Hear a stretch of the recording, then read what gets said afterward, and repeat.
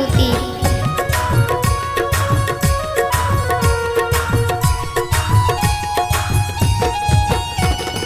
खीर पूरी मेवा मिष्ठान है चौकी चन के मावे। खीर पूरी मेवा मिष्ठान है चौकी चन के मावे। फल फूल पुआ पकवान है चौकी चन के मावे।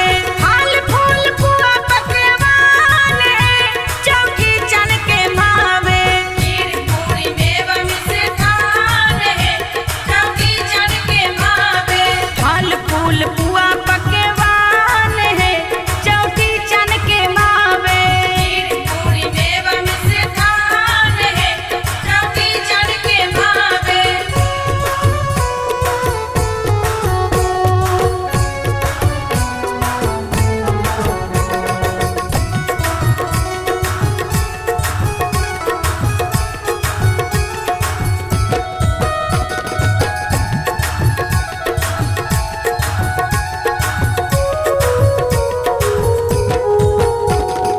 गोबर सा नीप कर चौका बनेला। चौका बनेला रंग आ पिठार सा ओकरा सजेला। ओकरा सजेला गोबर सा नीप कर चौका बनेला। रंग आ पिठार सा ओकरा सजेला। बीचे में कलश आधान है चौकी चन के भावे। बीचे में कलश आधान है चौकी चन के भावे। खीर पूरी मेवा मिष्ठान है चौकी चन के भावे। फल फूल पुआ पकवान है चौकी चन के मावे।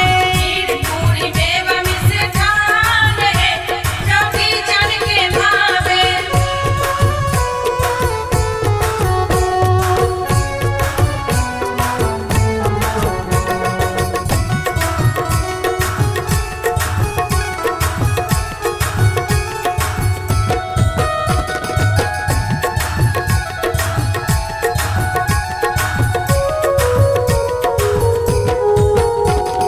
छोटे मोटे पूरी में दाही सुवदगर। दाही सुवदगर केरा का हत्था पाकल पियर गर। पाकल पियर गर छोटे मोटे पूरी में दाही सुवदगर केरा का हत्था पाकल पियर गर।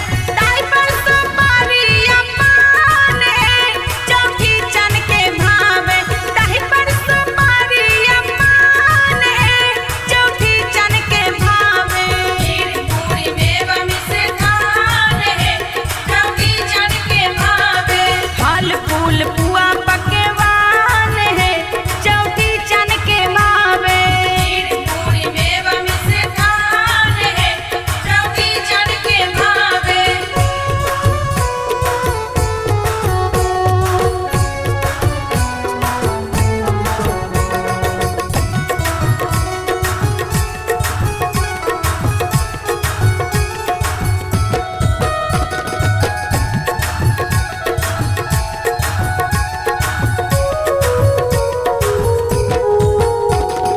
भादो महीना के चौकी इजोरिया।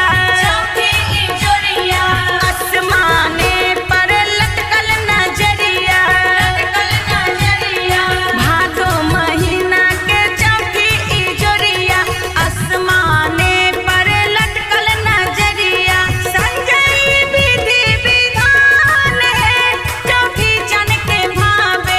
ज्योति विधि विधान है चौकी चन के भावे।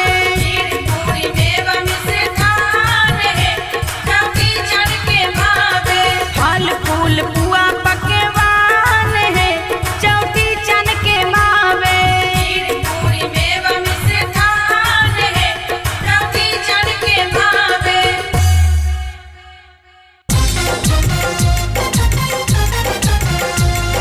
अपने लोगन सुन रहल छी SK म्यूजिक गाँव के प्रस्तुति।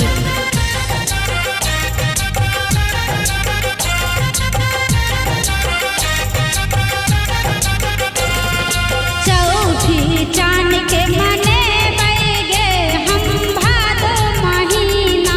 चौकी चान के